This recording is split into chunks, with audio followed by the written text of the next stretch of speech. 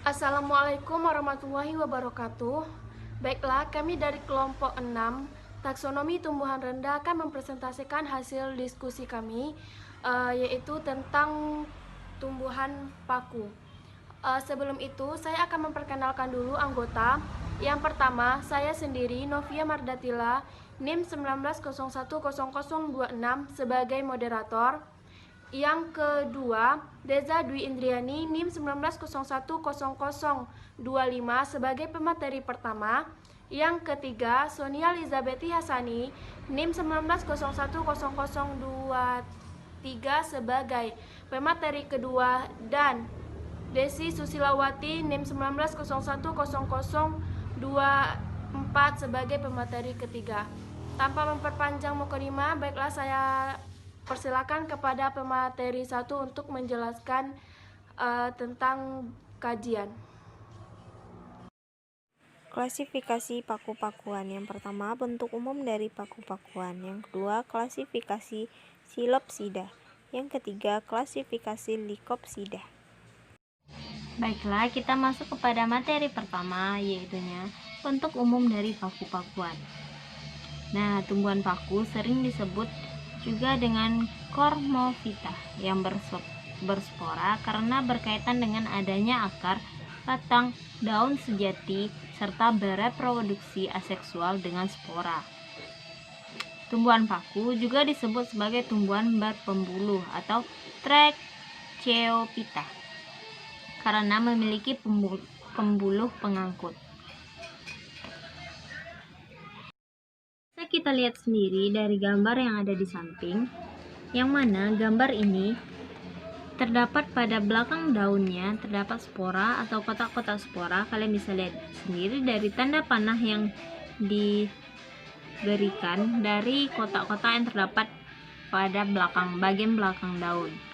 Nah, Pterodophyta ini merupakan tumbuhan paku yang tergolong dalam tumbuhan kormos yang berspora, di mana tumbuhan ini menghasilkan spora dan memiliki susunan daun yang umumnya membentuk bangunan sayap. Pada pucuk tumbuhan terdapat bulu-bulu atau seperti pucuk yang melengkung.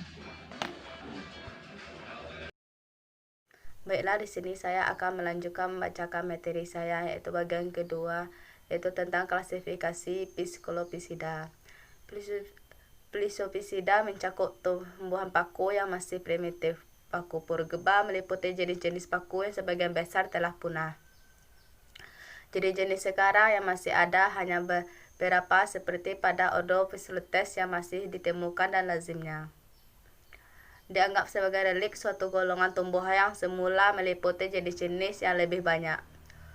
Warga paku purba merupakan paku telanjang atau tidak berdaun, atau mempunyai daun-daun kecil atau disebut dengan mikrofil, yang belum terdefinisi. Ada di antaranya yang belum mempunyai akar. Paku purba bersifat homospora. Ciri-ciri Phycolopisida. Yang pertama yaitu paku purba memiliki struktur tubuh yang relatif masih sangat sederhana dengan tinggi sekitar 30 cm sampai 1 meter. Yang kedua yaitu sporofil 2 in. Pada umumnya tidak memiliki daun dan akar sejati, tetapi memiliki rizom yang dikelilingi rizoid. Yang ketiga yaitu ada paku purba yang memiliki daun, ukuran daun kecil atau mikrofil dan berbentuk seperti sisik. Keempat, batang bercabang-cabang dikotomus, berklorofil dan sudah memiliki sistem vaskular atau pembuluh untuk mengangkut air serta garam mineral. Yang kelima yaitu sporogonium, dibentuk di ketiak ruas batang. Keenam, reproduksi tumbuhan ini dapat searah aseksual atau vegetatif, yakni dengan stolan yang menghasilkan gamet atau tunas. Baiklah, saya Desi Susilawati dengan NIM 19010024 akan melanjutkan pembacaan materi dari diskusi kali ini, yaitu mengenai klasifikasi Chilopsida. Chilopsida ini memiliki beberapa ciri, yaitu yang pertama, memiliki daun yang berukuran kecil atau mikrofil. Yang kedua, spora yang dihasilkan yaitu dari strobilus atau kumpulan sporofil yang berbentuk kerucut. Yang ketiga yaitu pada Selaginella, jenis spora yang dihasilkan yaitu ada dua macam. Yang pertama yaitu makrospora dan yang kedua megaspora. Yang keempat atau ciri yang terakhir, makrospora akan berkembang menjadi megatofit jantan, sedangkan megaspora akan berkembang menjadi megatofit betina.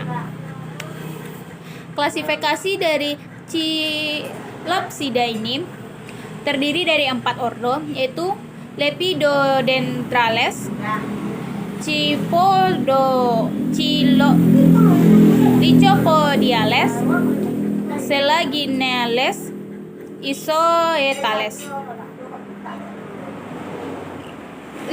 Lycopodiopsida memiliki satu bangsa dan satu suku dengan 4 marga yang hidup pada masa kini, yaitu Lycopodium, Lycopodiale, Huperzia, dan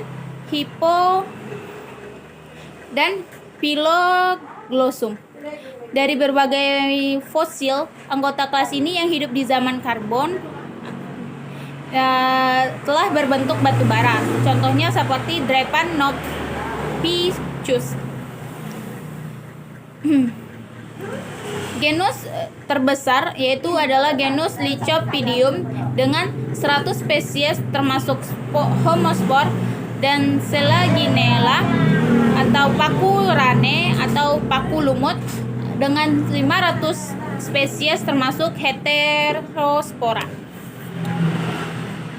Peranan dari Lycopsida ini terdapat 2. Yang pertama yaitu sebagai pelekat bungket pada rangkaian bunga seperti paku rain dan Selaginella sp. Dan yang kedua sebagai tanaman hias dan obat yaitu seperti Cilopodium atau Cilopodium clavatum. Sekian dari saya. Baiklah, sekian hasil presentasi kami pada hari ini. Saya selaku moderator dan perwakilan dari kelompok 6 mengucapkan maaf apabila ada salah. Assalamualaikum warahmatullahi wabarakatuh.